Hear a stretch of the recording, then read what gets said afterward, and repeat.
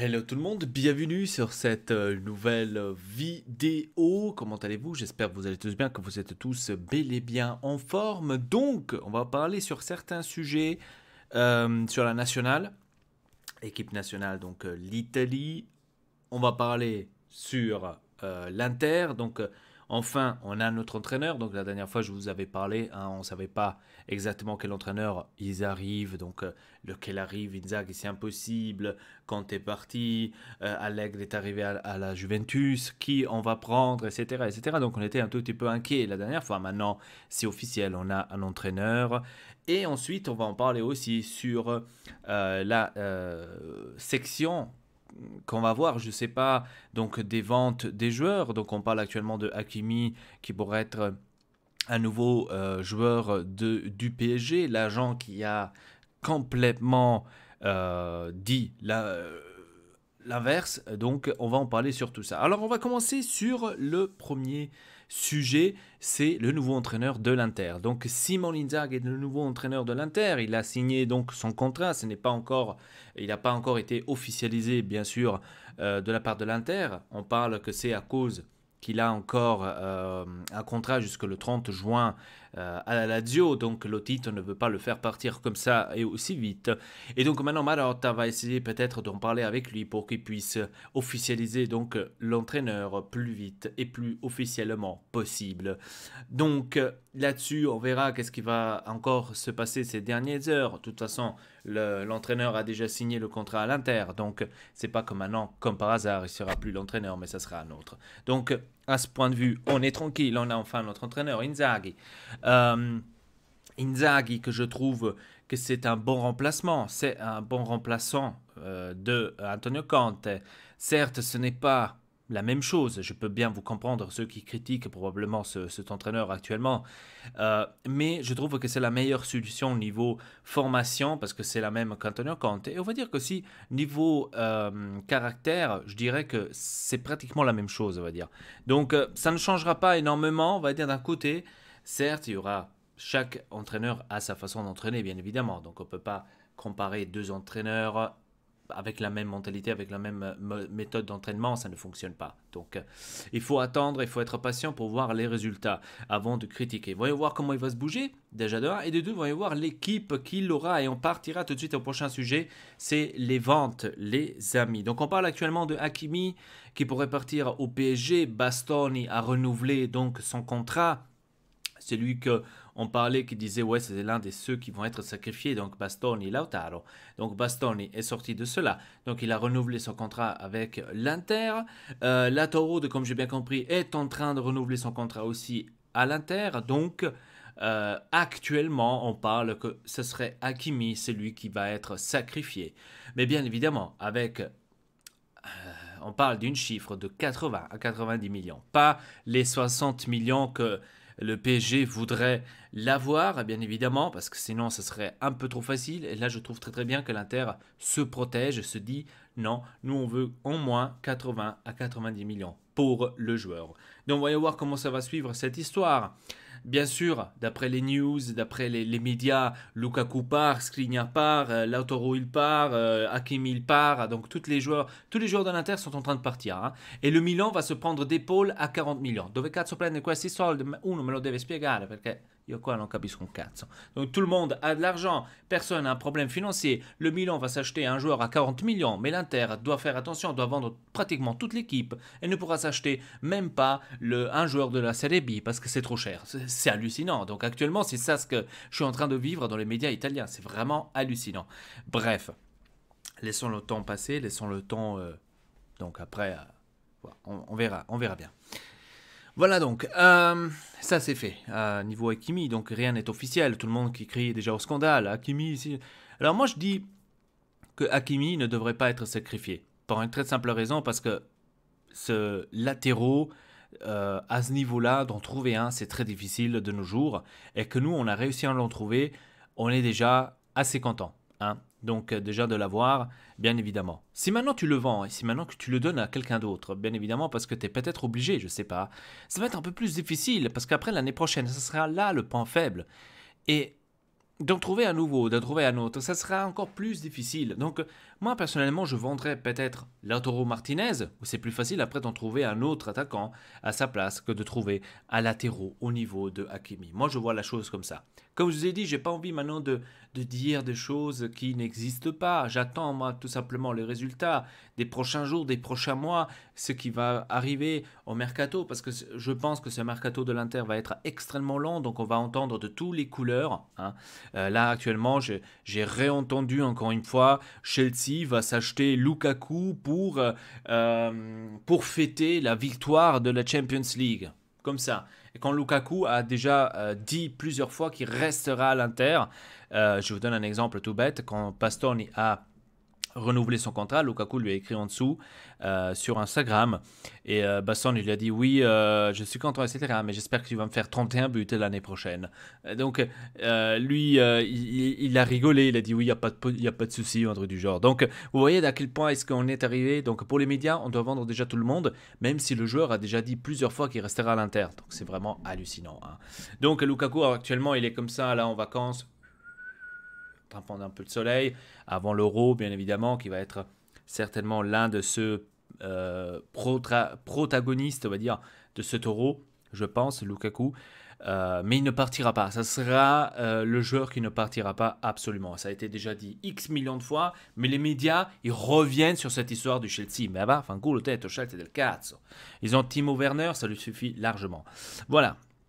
Ça m'embête parce que nous, de l'Inter, on est facile à attaquer aux médias et les autres, ils sont en train de passer, on va dire, des trucs zen. Hein. Pour l'instant, comme je vous ai dit tout à l'heure, j'ai l'impression que l'Inter doit vendre tous ses joueurs, mais le Milan, la Juventus, la Rome, la Lazio, il Sassuolo, etc., ils peuvent tous acheter Lionel Messi sans problème, il n'y a pas de souci, il n'y a jamais eu de problème financier. Ils peuvent aller s'acheter Kanté du Chelsea à 80 millions.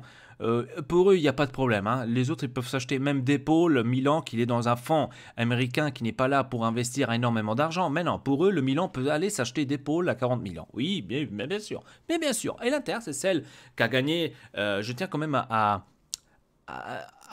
dire quelque chose à ceux que peut-être ils ont oublié. Siamo noi, i campioni dell'Italia, siamo noi. C'est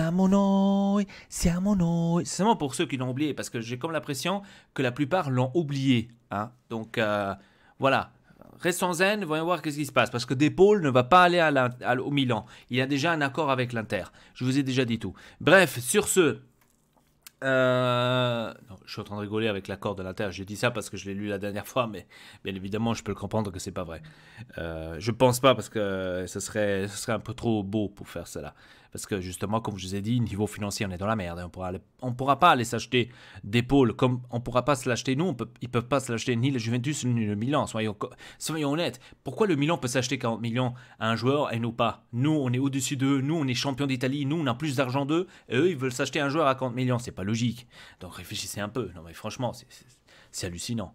Bref, maintenant, on va parler sur un sujet de l'Italie. L'Italie, à Mancini, donc je me mets un tout petit peu de côté parce que je vais vous montrer ici donc, les 28 joueurs que Mancini a appelés à Rome. Donc, ce sera 26 de ces 28 seront donc convoqués pour l'Euro. Ce sera mardi, donc demain que ça va être officialisé. Donc, je vais vous montrer cela, voilà. Ça, c'est donc les 28 joueurs qui va appeler à Rome.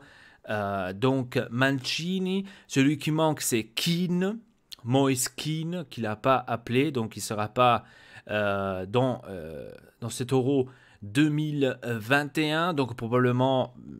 c'est un choix technique, je ne sais pas, ou peut-être il n'aime pas, je n'ai aucune idée. Bien sûr, beaucoup de critiques par rapport à ça, oui, comment tu peux laisser Kean à la maison, c'est pas possible, etc. Bien sûr, il faut se mettre aussi un petit peu au point, enfin sur le fait de... Enfin, il faut se mettre à la place de Mancini pour pouvoir comprendre pourquoi il a pris une telle décision. Voilà. Donc, on va voir les gardiens. Donc, Donnarumma, Meret et Sirigu. Donc, j'ai vu beaucoup, par exemple, critiquer et dire pourquoi il n'a pas appelé Cragno. Pourquoi pas Cragno? Donc, tous sont en train de pleurer. Pourquoi pas Cragno? Moi, je vous dis clair et net, même si aurait Cragno, il n'aurait pas joué. Donc là, je pense le gardien fixe, c'est Donnarumma. Les autres sont là pour un peu réchauffer le banc, pour vous dire. Donc je pense pas qu'on aura des surprises là-dessus. Certes, je peux bien comprendre, moi j'aurais pris à la place de Sirigu, j'aurais pris Cragno. Absolument, je peux comprendre les critiques. Mais après, d'un autre côté, je me dis à quoi ça sert de l'appeler au national pour un euro s'il ne jouera de toute façon pas, bien évidemment. Après, tout reste encore une fois une décision de Roberto Mancini. Défenseur: Acerbi, Bastoni, Bonucci, Chiellini, Di Lorenzo, Emerson, Florenzi, Mancini, Spinazzola et Toldi. O Toloi. Non, Toloi, pardon, Toloi. Pourquoi je lis tout le temps Toldi? Je ne sais pas pourquoi. Et Toloi. Donc là aussi, en défense, par exemple, moi j'aurais ramené Romagnoli du Milan, même si je suis un supporter de l'Inter, mais il faut quand même l'avouer que Romagnoli est un bon défenseur. Donc là aussi, on pourra peut-être critiquer un tout petit peu les choix. Pourquoi, par exemple, pourquoi tu apportes ou pourquoi tu amènes Di Lorenzo? Pourquoi tu ramènes pas, par exemple, Romagnoli à la place? C'est comme ça. Hein, une question. Mais bon, Romagnoli, donc, ce ne sera pas un joueur qui va jouer l'Euro. La même chose Calabria, un autre joueur du Milan, n'est pas top, bien évidemment.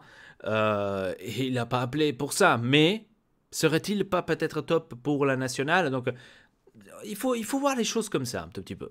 Bref, je suis un tout petit peu surpris qu'il n'a pas appelé les deux là. Romagnoli et Calabria. Calabria, ok, mais Romagnoli, je l'aurais quand même appelé. Hein, à la place, par exemple, de Di Lorenzo, je l'aurais appelé quand même. Hein.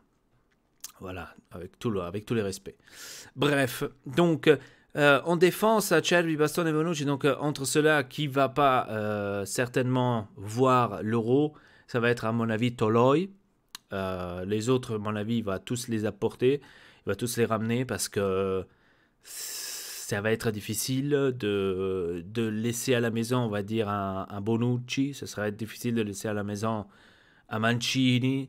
Je pense qu'il va laisser Toloi à la maison dans la défense. Hein. Donc là, il y en a 28, il y en aura 2 qui ne vont pas pouvoir aller en Europe. Donc ils pourront en apporter 26.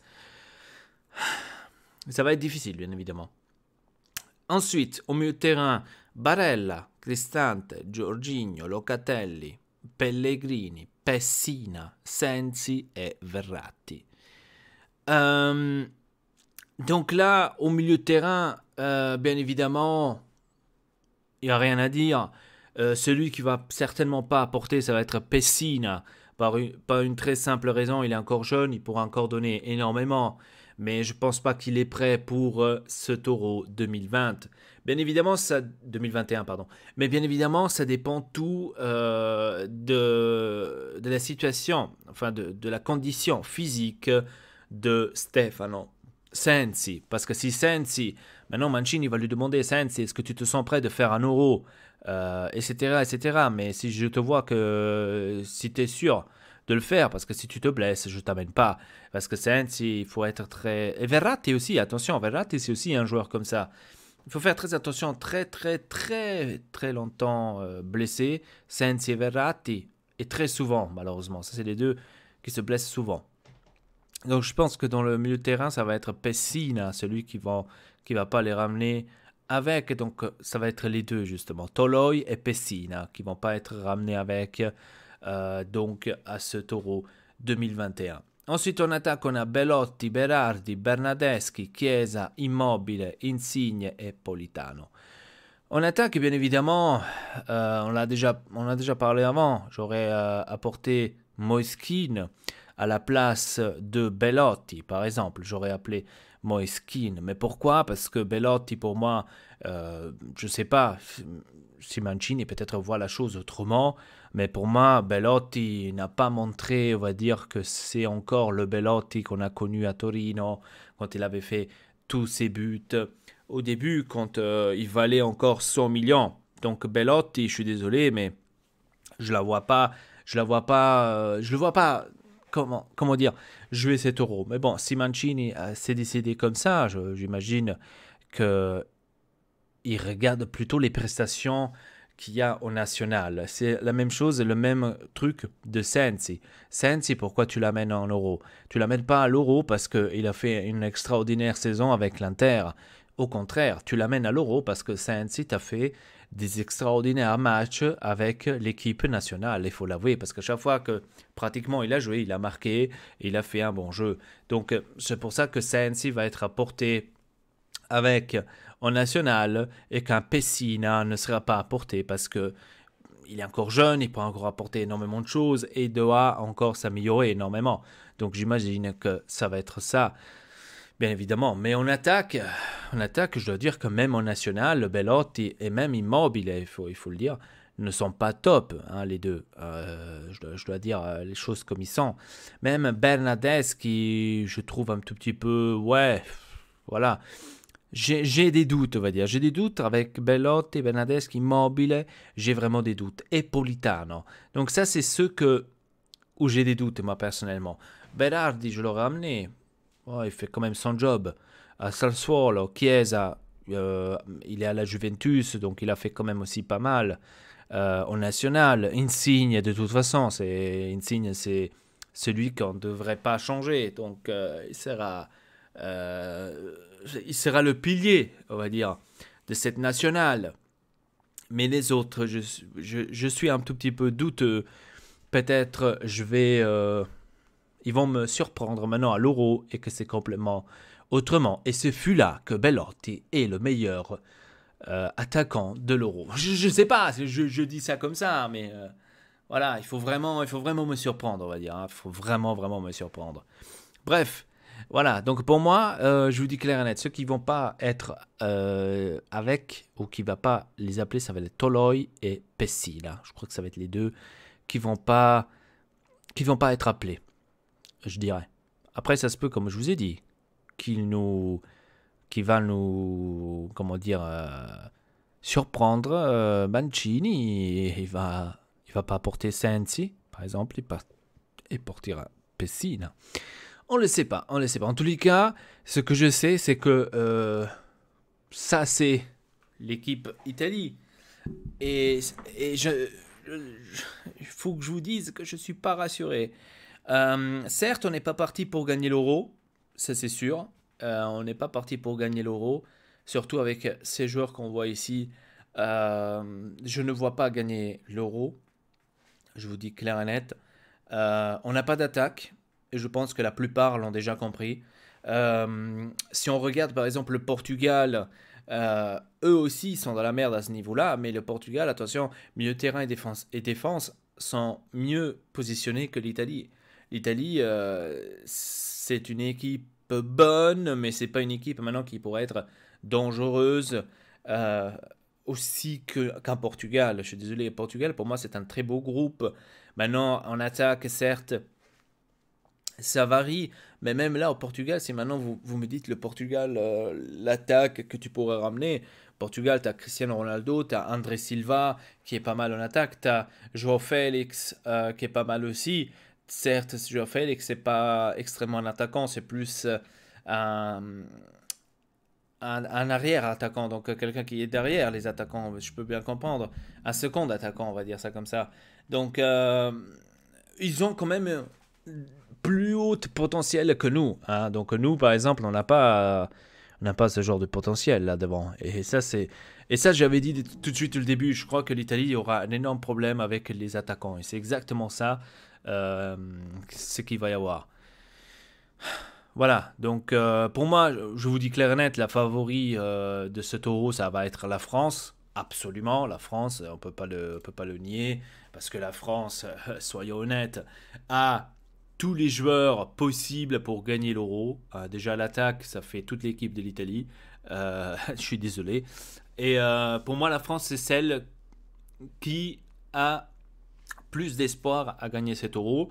Je ne vois pas une autre équipe qui pourrait être au-dessus de la France, bien évidemment. Après, comme vous savez, dans le foot, il y a toujours des surprises. Et ce fut comme ça que l'Irlande du Nord a gagné l'Euro. Je sais pas, mais je tente de dire des conneries à Bref, sur ce, les amis, dites-moi dans les commentaires qu'est-ce que vous en pensez donc de tous ces sujets qu'on a parlé aujourd'hui. N'hésitez pas de vous abonner à la chaîne Ortexelpa. Dès qu'on aura les convoqués officiels de l'Italie, on va en parler bien évidemment de plus rapproché pour voir Mancini, comment est-ce qu'il s'est décidé. Est-ce que c'est bien décidé? Est-ce qu'il a fait des bons choix? Il n'a pas fait des bons choix? On verra. Donc sur ce, c'était tout pour cette vidéo. Abonnez-vous à la chaîne Ortexelpa. Triple peace.